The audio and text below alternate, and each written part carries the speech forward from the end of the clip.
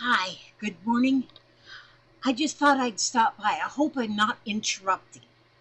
I always worry that I might be interrupting and I don't want to interrupt anything important. But lordy, lordy, I've been busy. Well, one thing I'm doing is I'm working a little bit more. I could have been finished with this by now, but I started doing something more on it.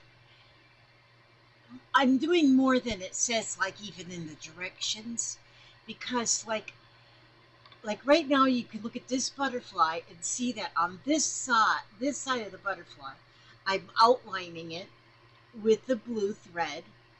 On the other side, I haven't outlined it yet, and I like the outline using a back stitch all the way around the edge. I outlined this one all with blue too, also with blue. And so, and I kind of like that outline. And then in between the colors on this one, you can see on this one you can see in between the colors I did back stitch in between, and I kind of like that too. Now my back stitch isn't like all straight and stuff because I got practice. Like a doctor doesn't never get anything right. That's why he's always practicing. And so but I have learned on this piece though, I started these yellow flowers using all 6 strands of floss. I figure you use 6 strands, you just get done faster. And so, but then I switched, and when I did the pink ones, I used 3 strands of floss. And my goodness, you can see the difference of how much better the strands look compared to using all 6 strands. Now, on one of the flowers over here, I was filling in the blank spots with a different color yellow, so it gives it a little bit more shading, if you can kind of see that. So that helps it out a little bit. The orange, yeah, the orange flower, that one was with all 6 strands to it. Makes it kind of thick.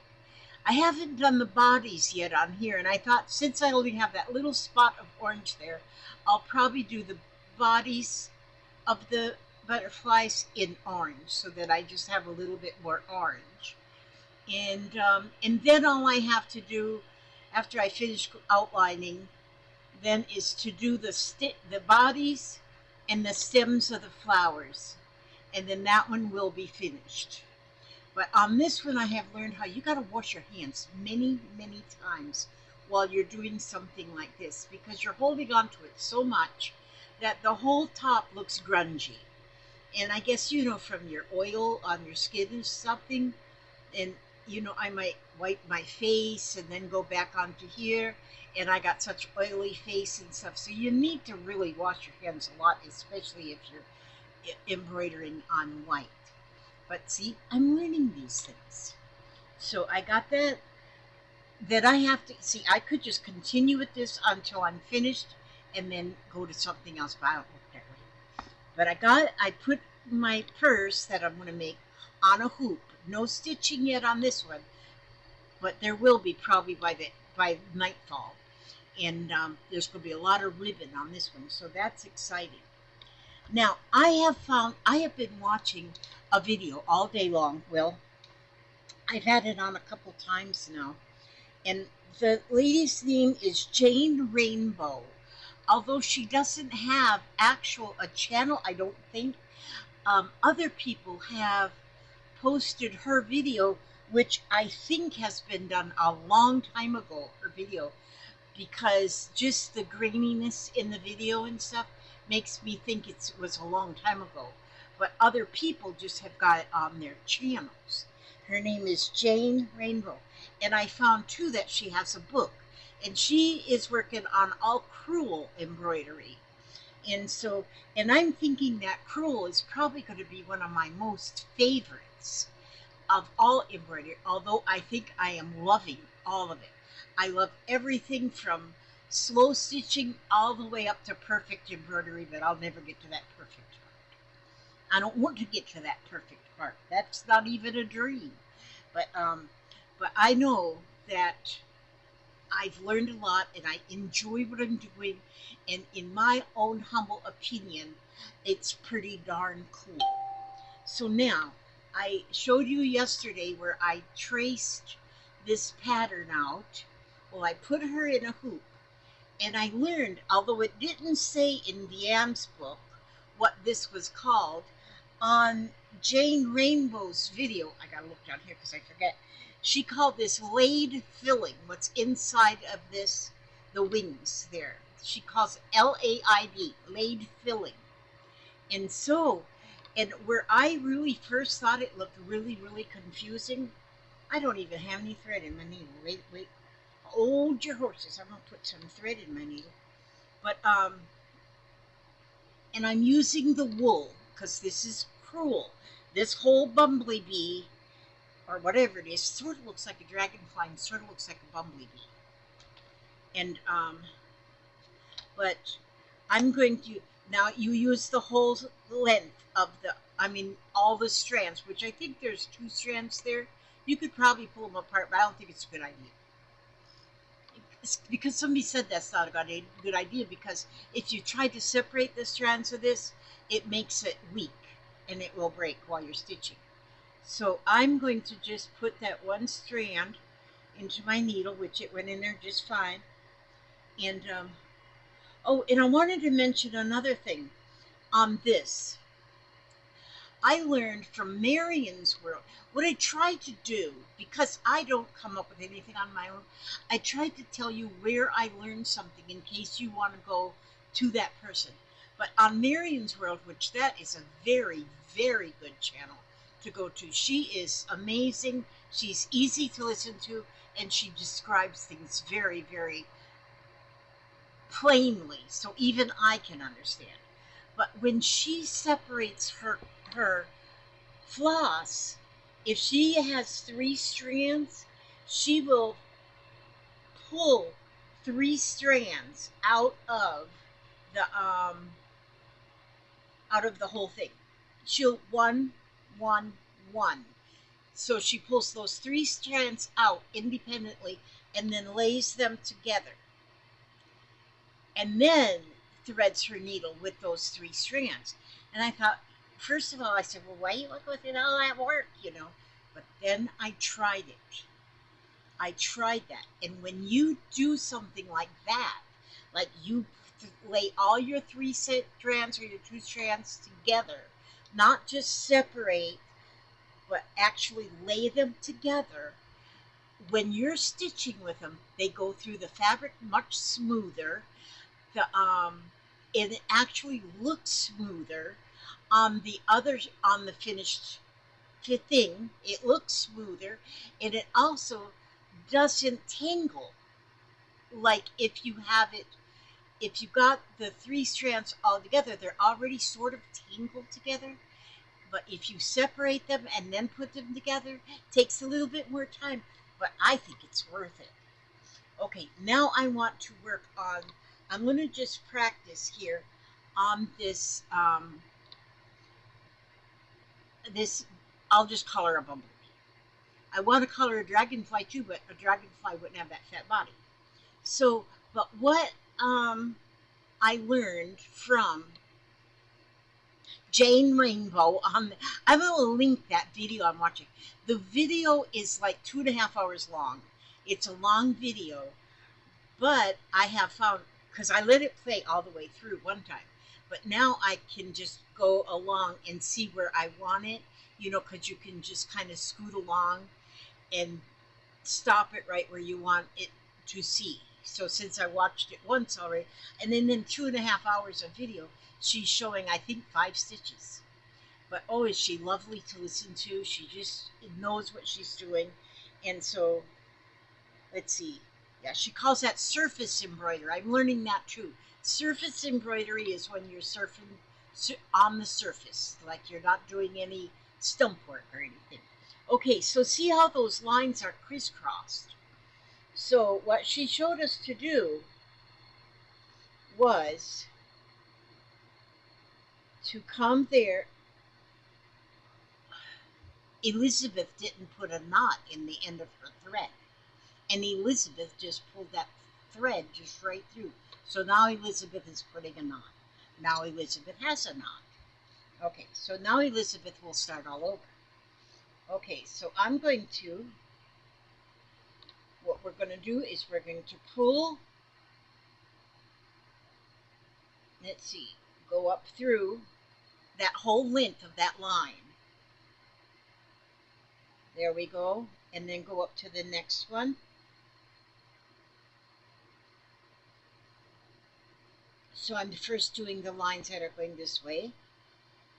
We'll get that one, and we'll go down to the bottom of the line, pull it here, and then we'll go to the next line that's going upward, and we'll start down there. Can you see what I'm doing? I hope so. And then,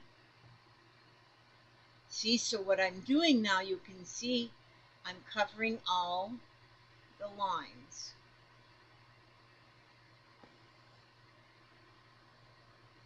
And this is just looks so pretty. I just love the way this looks when it's done up. And when watching the video of Jane Rainbow, she does this in her video, and it's just so pretty, just so pretty. I like the Crewel, that the Crewel work looks so much more, where did I get that piece of thread from? It just looks more, what do you call it, more pioneeric. Yeah, old, pioneer looking. Okay, so then when you get all of those going that way, then you finish off by going the opposite way and get them all the crisscrosses. See there? And now we'll go up here.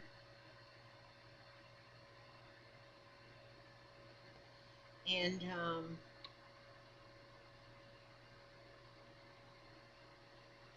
we're going to see, now I'm getting all the down ones, up and down ones.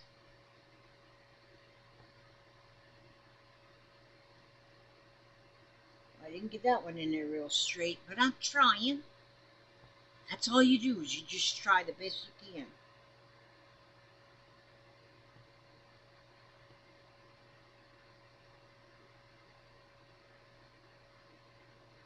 And we'll get them going on up here. And then, because these lines, because these stitches are quite long, then you need to get them secured. So, one thing about the Crewel embroidery is it goes much quicker because you're using a heavier floss, using the woolen floss. I just love the woolen floss. I love wool, I guess. Okay, see, so now, okay, I could take that thread and go right on over to this other side, but I'm going to, well, I'll get it to the other side, but then I'm just going to save it over there right here for right now. Okay, now this needs to be couched. So I'm going to use a different, well, I got to get me a different needle. So,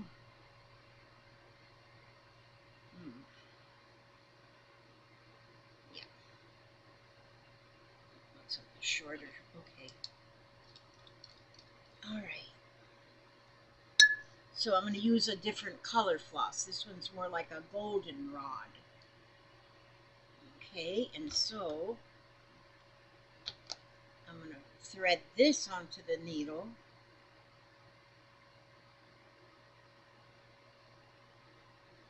I probably didn't have to put that in my mouth, but I'm just so used to putting the end of the thread in my mouth.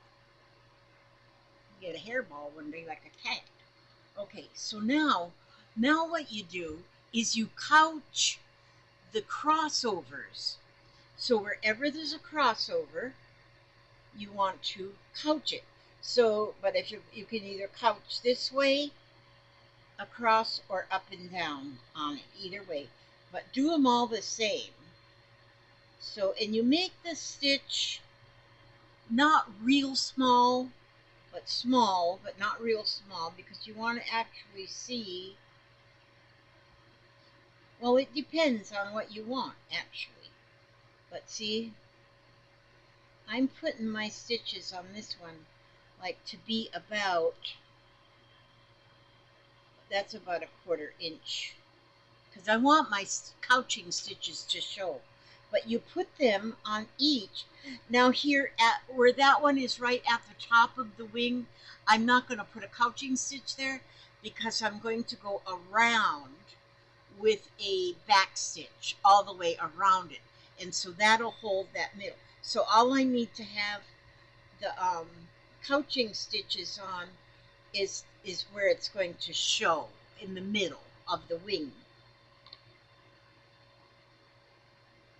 But boy, do I think that's pretty. I think that is just so beautiful. And so there, I'm going to just get those couch, all those center cross X's, whatever. You could actually go both ways if you wanted to. I just thought of that myself. But see how they're all going up and down? You could also go across and make them a cross stitch on each one of them. That would be pretty too.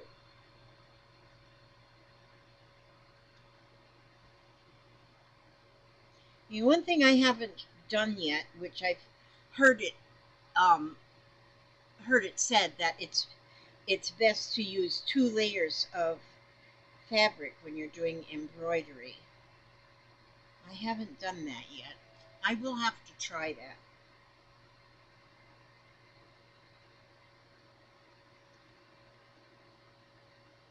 I may or may not have ordered a book, Jane Rainbow's book, for $15.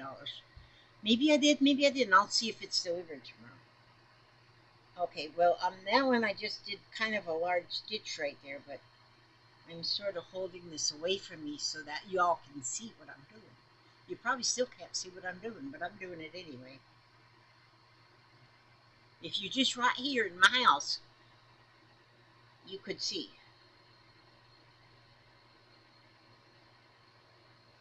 All right, see? And that couches those where they cross over, it couches it just perfect.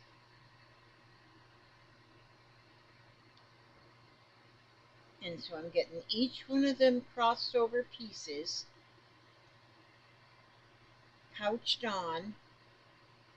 And so they're it holds the threads, the long stitches together, but it also is beautiful. And this is what really got me when I seen this on that short video or the reel, whatever it was, and she was doing this very thing. This is, I mean, she had me on that one. So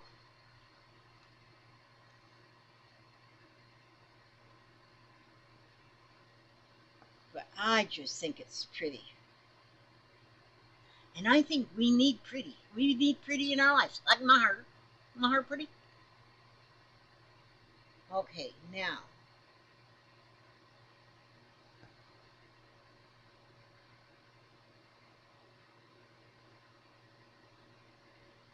There. Now I got all those little crosses done. All those stitching in there. Then what I will do is using this same color right here, I'm going to do the back stitch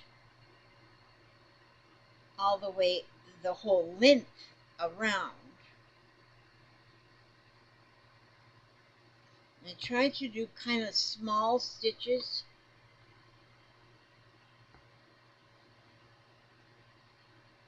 I like my stitches to be small, I believe. I don't know if this would be better, a round stitch, the border stitch, if that would be better if I doubled. Sometimes doubling the the thread is just better. It just shows up better. But you know what I could do is do a couple of rounds of it, or I could go around it even with a stem stitch, because the stitch ends up looking a little bit broader, a little thicker. So,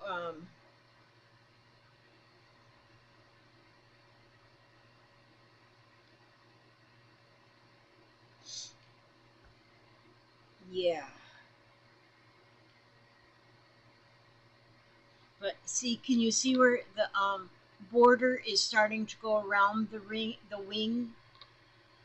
I do think that it's not showing enough, so I think I will probably go around it with another stitch, and I might use another stitch, or I might use just a different stitch, or I might still use the same stitch, but just stagger the actually where it goes in and out.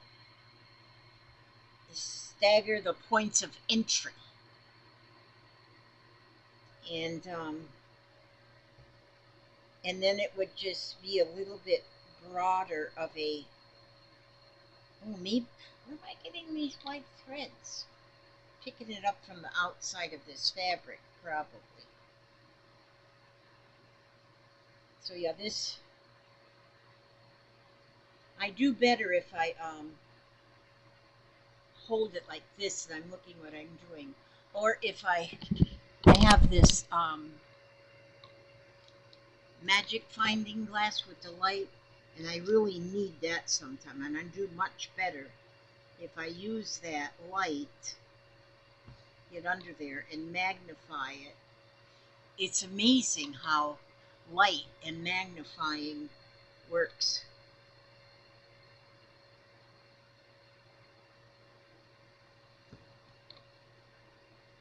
Which, when I ordered this light, I really thought it was going to have a longer reach on it, but it's got a short reach, but it's all good. And but yeah, so anyhow, it's working out okay here. And I have learned that I just love doing this kind of thing. I just love doing it. It's about, I mean, therapeutic and calm, and um, doing something like any kind of handwork like this. And then when you see it finished, it's a boost in your confidence. And you say, whoa, I did that. There's a lot of things that I've made in the past, and then I put it away, and then I find it again, and I look and I think, wow, did I do that? Sometimes it looks so good that I can't believe I did that all by myself. And so it does. It really does boost your your confidence, and also it boosts your memory and your focus. Like I'm trying to remember the names of the stitches. And so I've got to remind myself quite regular what the stitches are. And so, but then some of the stitches I know right away when I look at them. I know what they are. And so, like, but I still don't know a lot of them. I know that this one is the back stitch. And so, and then I know what the stem stitch looks like. And I know what the blanket stitch looks like. And I know what the, oh, I don't remember what the difference between a blanket stitch and a buttonhole. There's a little difference in that. But, and there's like a little difference in a French knot and a colonial knot. And, but I can't, I just, the French, to me, they both look the same when they're done. But a French knot is just different than the colonial knot, because the colonial knot you got to do like a figure 8 or something around the needle. I haven't tried it, but some of them have such a small difference in it. And so, and then, like I said before, a lot of the embroidering people have different names for different stitches. The same stitch, but a different name. And so, and that's okay too. It's just whatever you want to remember. But something like this does, it works for your memory. For those of you who are like up there in the age bracket, and then it's like your memory starts going to mush, like mush, fried mush. You ever had fried mush? We used to have fried mush. My mother used to make it a lot. Fried mush made with cornmeal, and you fried it, fried mush. And so we used to eat a lot of fried stuff, but people have gotten away from fried because of the cholesterol. You know what they say, the cholesterol. And so, yeah, this whole bumblebee is going to be all done up in, it's all going to be crewel work, and it's all going to be all done using woolen yarn. And so it'll be my first crewel embroidery project. That will be all crewel. But I don't know if I'll make a lot of them that it's going to be because all crewel because I messed that stitch up. But it's okay. It's not going to the county fair. And so what was I going to say? I was going to say something, but I don't remember what it was. So I guess this isn't helping my memory. But actually, if you think about it, if I wasn't doing it, my memory would be even worse. I wouldn't even know how to turn this contraption on. Yep, I wouldn't even know how to turn it on. So, so it has to be helping then. So yeah, I hope all of yous are doing well. Y'all living up in where them storms are. Good night noise. That's just, who was that used to say good night noise? I think it was all, what's his name? Alf, no, not Alfred. Archie Bunker. Good night noise, he'd say. Oh, Archie Bunker. Yeah, he was pretty funny. Oh, Archie, Archie, Archie. Edith. Oh, Edith. She was so wonderful. Archie, Archie, Archie. Oh, that was old Edith. As she's running to meet him and greet him as he comes in the door. All right, so there.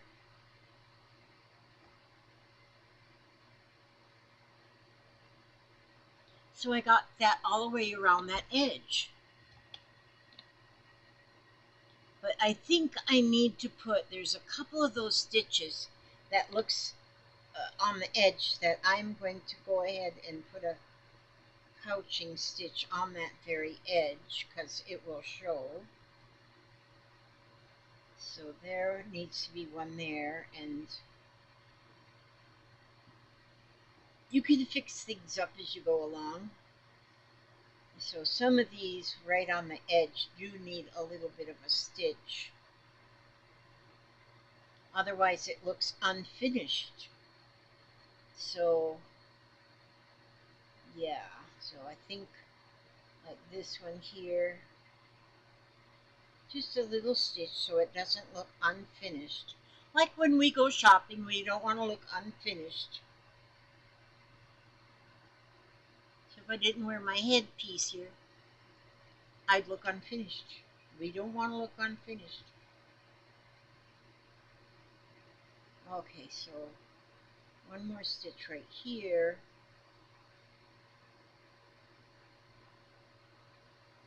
And then, oh, wait a minute, I got one way up here too I didn't do. Oh my. Let's see, is my thread long enough? Oh, I think so. No, I think not. Oh, Lord. Can I get that in there? Almost. Almost got it in there, but now if I stick this piece, Now if I stick this piece of thread through, the more times that needle goes in and out, the end of your thread gets a little bedraggled. So, wait a minute, I'm fixing this. Just a minute. Never mind. I can't get that in there. I have to, oh yes I can. Wait a minute, where's my needle threader? Isn't that terrible when you need some more thread right at the end for one stitch? Now I'm going to get this in here. I'm going to put this in this needle hole and put this piece of thread right in this needle threader. I'm not letting this thread win. This is a real dogfight. I'm going to win. There we go. Now. There we go. Now. I pulled that through there. Now. Oh no, now my needle came out. Oh no, this isn't going to work. No. I'm not letting this win. I'm going to put my needle in there. Now I got my needle in through the fabric. Now bring this back up here. Okay. Because the needle's through the fabric. As long as the needle don't come out the fabric. There. Now put that needle threader in there. And wait a minute. I need another hand. Just a minute. Wait a minute. Gotta get under this magnifying glass. It does take a rocket scientist. Now pull it through. Yes, dear. Ah, I got it. Yeah. Oh, you got true there. Look, I got true. You have true. See there? Now I think that wing is finished. Although it doesn't look like my squares are real square. Where's the butterfly? You smell like peanut butter. Oh, you see a oh, right here? Butterfly? It's beautiful. See? Did you just see what? What do you see? Bird. You see bird. You see bird. Hey, where's the bird? Where did you put my birds? This girl, I got them birds in the mail that me and Papa. This one here, she loves them. But for some reason, she always thinks they're sad. So she'll hold the two birds and rock them in her little rocking chair because she said they're sad. They don't look sad. Remember the crocheted birds that were sent to me and Papa once me and once Papa? She loves them. Usually I have them up there, and then she sees them and she wants them. And of course, I'm the grandma. If you see something and you want it, just let me know. Oh, where'd she go? Okay. Well, you know what I'm gonna do now? I'm gonna read. Oh, it's Sunday, isn't it? I'm gonna sing a song. On Sundays I'm gonna sing a little hymn, like an old hymn. You know, not a new hymn, but an old hymn. So let's see. Oh, there's a lot of stuff in this book.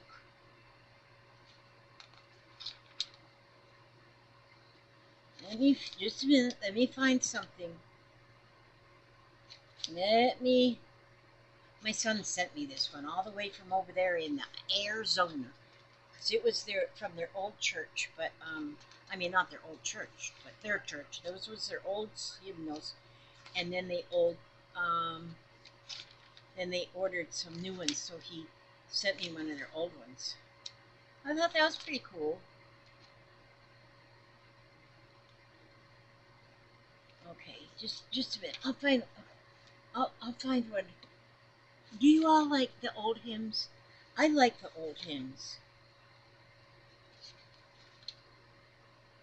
Okay, here we go. Here's one. Wonderful Words of Life.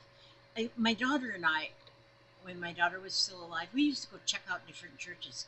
And one of the reasons why we would go to one more than once is because we knew the songs. If they were songs we didn't know, we didn't go back. I don't know. We're a little weird. Okay. Sing them over again to me, wonderful words of life. Let me more of their beauty see, wonderful words of life.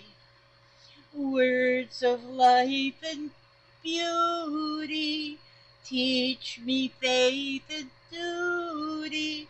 Beautiful words, wonderful words, wonderful words of life. Beautiful words, wonderful words, wonderful words of life. Sweetly echo the gospel call, wonderful words of life. Offer pardon and peace to all, wonderful words of life. Jesus, only Savior, sanctified forever. Beautiful words, wonderful words, wonderful words of life. Beautiful words, wonderful words, wonderful words of life. Sorry about I can't get way up or way low. I can sing about a half of a what do you call it? Do re mi fa sol la ti do. I can like half of that thing. Okay, but anyhow, and sing, you guys. If I wonder if I wore this to church, would they run me out? They probably would think something was dead wrong with me, real bad wrong with me, and so they probably wouldn't let me in. But anyway, that's okay. I can't go anyway. But um, but um, But yeah, sing a song, and it doesn't have to be a hymn. Just sing any old song. Make it up as you go along, because singing is good for the soul. It really is good for the soul. And so I love you guys so much. Oh my word, you guys are my you guys are my therapeutic beauties. That's what you are. And so I'm gonna. Oh,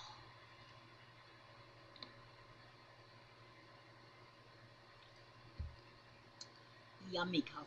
Okay, I ask God to watch over you every step you take, every move you make, keep you safe and secure, keep you happy, healthy, and humble, and free from harm. Free from yes, darling. I got you. I got you. Oh, she puts me in these handcuffs regularly, brings me to jail. I got you. Okay. All right. Okay. Am I going to jail now? Hey, You want me to stay locked up here? No. You got a key? Do you got a key to unlock me? No. Follow me. I can't follow you. Come. She does that all the time. She comes here. She goes, "Follow me." Okay, I have to turn my computer off. Ow. Oh, what? Oh, you run over my cane. All right. Okay. I'll see if I can get the off button here. Thanks for coming. And be sure to come again. Probably tomorrow. Hopefully tomorrow I'll be here again. Okay, God bless and keep you all. And I will see you all. And y'all, if it's raining, use your umbrella. And if that just disgusts you too much,